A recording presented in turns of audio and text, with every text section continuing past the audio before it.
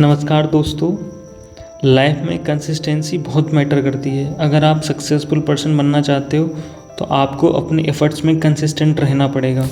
अगर मैं अपनी लाइफ की बात करूं तो मैं क्लास 9th 2013 से 2025 तक नियरली 12 से 13 ईयर्स पर डे 8 आवर्स से ज़्यादा पढ़ा हूँ।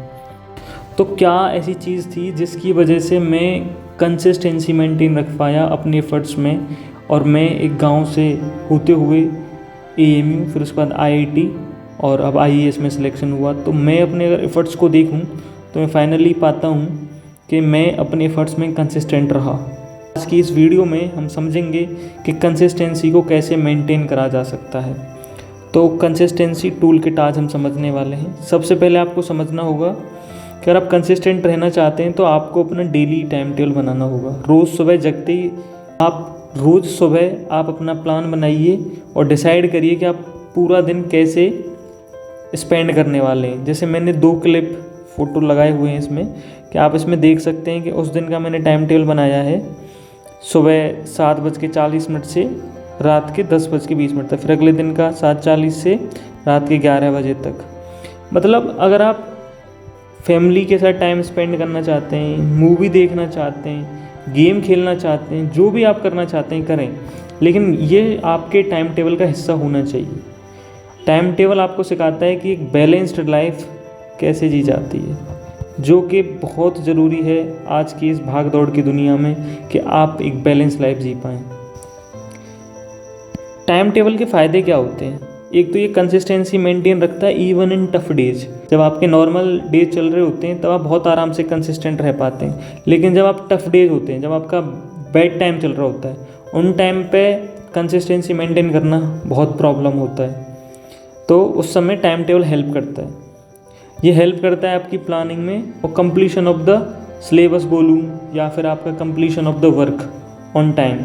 जब आपकी चीज़ें कंप्लीट ऑन टाइम होती हैं, आप प्लानिंग से रहते हो, तो आप स्ट्रेस फ्री भी रहते हो। आपको स्ट्रेस नहीं रहता है कि अरे चीज़ें कैसे होंगी। आपको पता है कि ये चीज़ें उस टाइम तक हो जाएंगी, तो आपके ब्रेन जो है इस तरह से स्ट्रेस फेस नहीं करता है, और एक बैलेंस लाइफ आप जी पाते हो। अपनी हेल्थ को भी टाइम दे पाते हो, अपनी पढ़ाई को भी, अपनी फैमिली एंड फ्रेंड्स को भी, और ख़ुद को भी, जो कि बहुत ज़रूरी होता है। अगर डिसएडवांटेज की बात करूँ तो कुछ लोग टाइम टेबल का एक डिसएडवांटेज ये बताते हैं कि उनकी ज़िंदगी बंध जाती है, वो चीज़ें कर नहीं पाते हैं, उन पर एक प्रेशर बनने लग जाता है कि यार मुझे ऐसे ही चीज़ें करनी है। लेकिन असलियत में आप देखा जाओगे ना, अगर किसी ने बहुत ही प्यारी कोट कही है कि रियल फ्रीडम है ना, वो तो डिसिप्लिन लाइफ में ही लाई करती है। अगर आप डिसिप्लिन हो तो आप वाकई में असली में स्वतंत्रता के साथ जी रहे हो, क्योंकि आप वो चीज़ें कर सकते हो जो आप करना चाहते हो। आप जो चाहते हो वो आप कर पाते हो, तो वही तो असली फ्रीडम है, जब आप चाहते हैं वो जो आप कर पाएँ। जो दूसरा प्रिंसिपल है कंसिस्टेंसी रहने का, वो है कि आपको अपनी हेल्थ जो है हमेशा पहली प्रायोरिटी पर रखनी चाहिए। एक फेमस कोट है ये कि स्वस्थ शरीर में ही स्वस्थ मन निवास करता है। अगर आपका शरीर स्वस्थ है ना, तो आपका मन एनर्जेटिक होगा, आप एंथुसियास्टिक होंगे, आप अपनी चीज़ों को करने के लिए मोटिवेटेड होंगे, आपकी एफिशिएंसी बहुत हाई रहेगी। तो इसलिए बहुत ज़रूरी है कि आप डेली फिजिकल एक्सरसाइज करें और एक अच्छा खाना खाएं। अच्छा खाना बहुत ज़रूरी होता है। कहते हैं ना कि जैसा खाओ अन्न वैसा हो मन। तो आप अच्छा खाना खाते हैं तो आपका मन भी स्वस्थ रहेगा और आप अच्छे से अपने काम को कर पाएंगे। तो इसमें एक बहुत बेहतरीन स्टोरी है दलाई लामा जी की। एक बार दलाई लामा जी से ये पूछा गया कि आपको इस संसार में सबसे विचित्र कौन लगता है। उन्होंने कहा कि मुझे संसार में सबसे विचित्र इंसान लगता है। उन्होंने पूछा क्यों? कि इंसान जो है पैसा कमाने के लिए अपना स्वास्थ्य गंवा देता है, फिर अपने स्वास्थ्य को पाने के लिए जो पैसा उसने कमाया है फिर उसको लगा देता है। तो आपने जो चीज़ कमाई है, अगर आप उसको लगा रहे हो उस चीज़ को पाने के लिए, तो इसका मतलब है कि हेल्थ आपके पास ज़्यादा प्रायोरिटी पर है, वो आपके लिए ज़्यादा ज़रूरी है। तो अपने फिर हेल्थ को बर्बाद क्यों करता है इंसान, तब उसको पता है मेरे लिए हेल्थ ज़रूरी है। इसके अलावा इमोशनल हेल्थ की बात करूं तो आप डेली कन्वर्सेशन करिए अपने क्लोज वंस के साथ, फैमिली फ्रेंड्स जो हैं उनके साथ रोज़ बात करें, अपनी चीज़ों को शेयर करें। क्यों? इससे आपकी रेजिलियंस आती है आप में। Yoga and meditation I would advise daily करें, इससे आपकी मेंटल हेल्थ इंप्रूव होती है। मेडिटेशन करने से सीरोटोनिन हार्मोन रिलीज होता है, जो एक हैप्पी हार्मोन है, आप अच्छा महसूस करते हैं, तो that definitely improve your efficiency. अगर मैं तीसरे पिलर की बात करूं, तो आपको अपनी एक रूल बुक बनानी चाहिए। उसमें आप इस तरह से मेंशन जैसे आपने टाइम टेबल बना लिया, अगर आप टाइम टेबल फॉलो करते हैं, जो आपने बनाया है वही आप स्टिक रहे, तो आपको अपने आप को रिवॉर्ड दे सकते हैं जो आपको चीज़ पसंद है।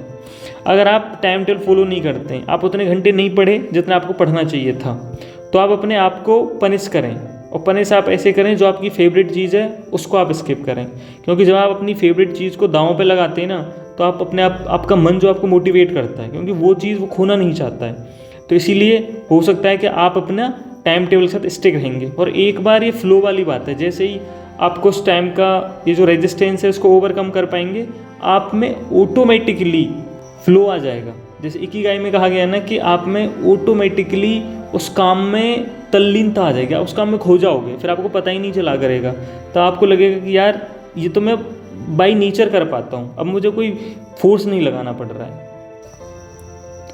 चौथी मेरी एडवाइस रहेगी, अगर आप स्टूडेंट हैं और कंसिस्टेंसी मेंटेन रखना चाहते हैं, तो आप सोशल मीडिया से ज़रूर दूर रहें, क्योंकि ये ह्यूमन बीइंग का नेचर है। हम अपने आप को हमेशा कंपेयर करते हैं, हम एक दूसरे से कंपैरिजन करते हैं, हमारे फैमिली मेम्बर्स कंपैरिजन करते हैं जब हम छोटे रहते हैं, फिर बाद में हम खुद करने लग जाते हैं। इससे क्या आता है कि हमारे अंदर इन्फ्योरिटी कॉम्प्लेक्स आता है, और हमें लगता है कि यार हम तो शायद कुछ कर ही नहीं पाएंगे, मेरे से कुछ नहीं हो पाएगा। इससे आपके अंदर ना इन्फ्योरिटी कॉम्प्लेक्स आता है, जो आपके कॉन्फिडेंस की धज्जियाँ उड़ा देता है। कॉन्फिडेंस पे खुद से डाउट करना शुरू कर देंगे, तो आप अपना बेस्ट नहीं दे पाएंगे। तो इसलिए ज़रूरी है कि आप अपनी सोशल मीडिया से जितना दूर हो सकता है उतना दूर रहें, जब तक आप एक स्टूडेंट लाइफ में हैं। और कंपैरिजन कम से कम करें, और फीलिंग ऑफ ग्रेटिट्यूड हमेशा रखें कि भगवान ने जो मुझे दिया है, मैं उसकी भगवान से थैंक यू बोलता हूँ कि हे प्रभु, तेरा लाख लाख शुक्रिया, तूने मुझे इतनी चीज़ दी। जब आप फीलिंग ऑफ ग्रेटिट्यूड रखते हो, तो आपके अंदर कॉन्फिडेंस आता है, आप अपना बेस्ट दे पाते हैं। और अपने फ्री टाइम में आप मोटिवेशनल सॉन्ग सुना करें। जैसे मुझे काफ़ी आदत है ऐसी चीज़ों की, जैसे शाम को रोज़ जब आप फ्री हों, छत पे घूम रहे हों या पार्क में घूम रहे हों, तो ऐसे मोटिवेशनल सॉन्ग सुने, खुद से बोलें। जैसे मुझे कुछ बहुत अच्छे लगते थे, इसकी लाइन है, ये खुद ही को कर बुलंद इतना कि हर तकदीर से पहले खुदा बंदे से खुद पूछे, बता तेरी रजा क्या है। मतलब मेक योर सेल्फ पावरफुल, खुदा भी तुमसे खुद पूछे कि बता तू चाहता है क्या है पाना। और ये गाना, मैं उस मिट्टी का वृक्ष नहीं जिसको नदियों ने सींचा है, बंजर भूमि में पड़ के मैंने मृत्यु से जीवन खींचा है। ये तुम मुझको कब तक रोकोगे गाना, ये मुझे बहुत अच्छा लगता था। ये गाना, हो गया आगाज लड़का, युग बदलने की है बारी, जीत उसी की होगी जिसका संघर्ष है जारी।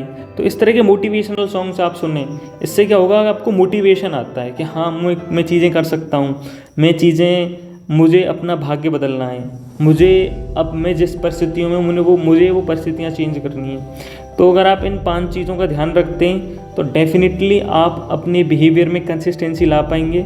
और आप कंसिस्टेंसी लाते हैं तो one day things will change and you will gain or you will achieve the success. Hope you find this video useful. If you find it, please like and subscribe the channel. It will motivate me. Thank you for watching.